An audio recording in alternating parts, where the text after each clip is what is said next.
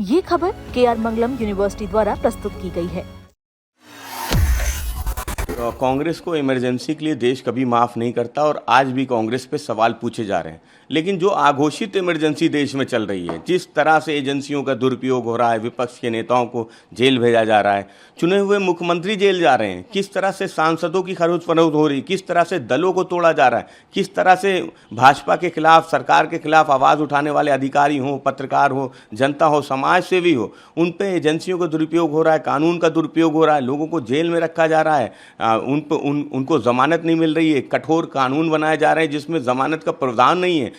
बढ़ती हुई महंगाई पे किसान अपनी बात अगर कहना चाहता है तो उन पे जुल्म हो रहा है, नौजवान अपनी बात कहना चाहता है तो उस पे जुल्म हो रहा है, और अगर कोई पीड़ित अपना दर्द बयां कर रहा है तो वो दर्द कैमरे के सामने उसे म्यूट कर दिया जा रहा है। और कैसी इमरजेंसी चाहिए? तो समाजवादी पार्टी समझती है आज देश में जिस तरह से आघोषित इमरजेंसी भारतीय जनता पार्टी ने पूरे देश में लगा रखी है, इसलिए भारतीय जनता पार्टी को कहीं भी इमरजेंसी पे नैतिक रूप से सवाल पूछने का कोई अधिकार नहीं है। जब आप आघोषित इमरजेंसी में लोगों को दमन कर रहे हैं, किसान नहीं बोल सकता, नौजवान नहीं बोल सकता, कोई नेता आवाज़ उठाए तो उसको जेल जाना पड़ रहा है, चुने हुए मुख्यमंत्रियों को जेल जाने पड़ रहा है। इसलिए समाजवादी पार्टी समझती है कि घोषित इमरजेंसी के लिए कांग्रेस को माफ़ नहीं किया जा सकता, तो आघोषित इमरजेंसी के लिए कभी भी भारत का इतिहास वो भाजपा को माफ़ नहीं करेगा।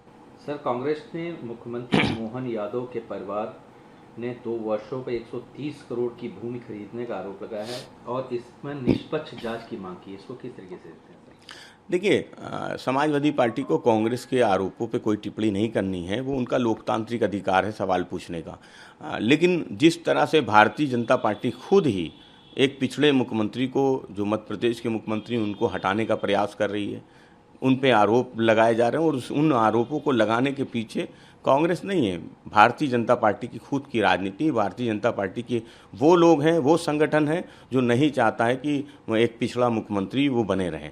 इसलिए समाजवादी पार्टी समझती है कि भारतीय जनता पार्टी की और राज्यों में मुख्यमंत्री हैं जिन पे और गंभीर आरोप लगे हुए हैं, वहाँ तो कोई कार्रवाई नहीं होती, वहाँ तो किसी मीडिया द्वारा सवाल नहीं पूछा जाता, कोई खबर कहीं नहीं छपती है, केवल खबर छपती है तो मध्य प्रदेश के मुख्यमंत्री की छपती है। इसलिए समाजवादी पार्टी अध्यक्ष आदरणीय अखिलेश यादव जी ने कहा कि भारतीय जनता पार्टी पिछड़ों के खिलाफ साजिश करती है, जो उनके दल में भी पिछड़े शामिल हैं उनके खिलाफ भी कहीं ना कहीं भारतीय जनता पार्टी साजिश करती है। संस्कार का निमंत्रण भेजा, इसको किस तरीके से? देखिए, समाजवादी पार्टी समझती कि किसी दुनिया में शांति रहनी चाहिए, और ईरान के सबसे बड़े लीडर, वो जिस तरह से उनको शहादत मिली, उसके बाद पूरी दुनिया में अमेरिका और इजराइल की कार्रवाई को लेके बड़े सवाल उठे थे।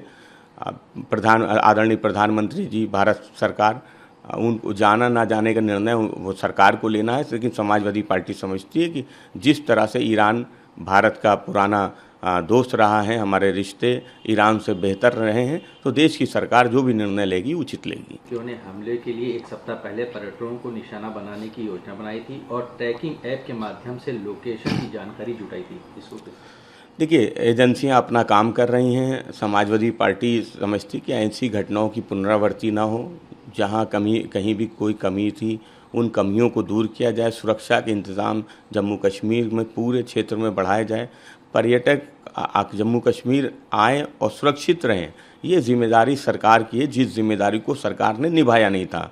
कमियां थी जिन वजहों से मासूमों की जान गई थी, उन कमियों में सुधार किया जाए, ऐसी घटनाओं की पुनरावृत्ति ना हो, ये सरकार की जिम्मेदारी है। सर, ओम प्रकाश राजभर का एक बयान सामने निकल के आया है। उन्होंने कहा पीडीए की नई परिभाषा पर समाजवादी पार्टी के राष्ट्रीय अध्यक्ष अखिलेश यादव पर बड़ा हमला बोलते हुए कहा कि राजा बाबू को राजा बाबू बताया और समाजवादी पार्टी की राजनीति और आतंकियों के मुकदमे वापस लेने का आरोप भी लगाया है। देखिए, ओम प्रकाश राजभर जी को सुबह दाना मिलता है, एक पैकेट दाना होता है और दाने के साथ एक पर्ची होती है। दाना खाते हैं, दाना रखते हैं, अलमारी में रखते हैं और उसके बाद वो पोस्ट लिखते हैं और बोलना शुरू करते हैं, मीडिया बुलाते हैं। ये उनका रूटीन है। जिस दिन उनको सुबह भाजपा दाना नहीं देगी वो नहीं लिखेंगे, वो नहीं बोलेंगे। तो जो लोग दाने और पर्ची पे बोलते और लिखते हैं, उनकी बात को समाजवादी पार्टी ना गंभीरता से लेती है, ना उत्तर प्रदेश की जनता उनको गंभीरता से लेती है। 2024 में उत्तर प्रदेश की जनता ने राजनीतिक हैसियत किस दल की क्या है वो बताया था। और 2027 में भारतीय जनता पार्टी के साथ खड़े हुए ऐसे सभी दल जिन्होंने पिछड़ों का हक, अधिकार, आरक्षण को खाया है, उन सबको पिछड़ा जवाब देगा। पिछड़े ऐसे दलों को भी साफ करने का काम करेंगे।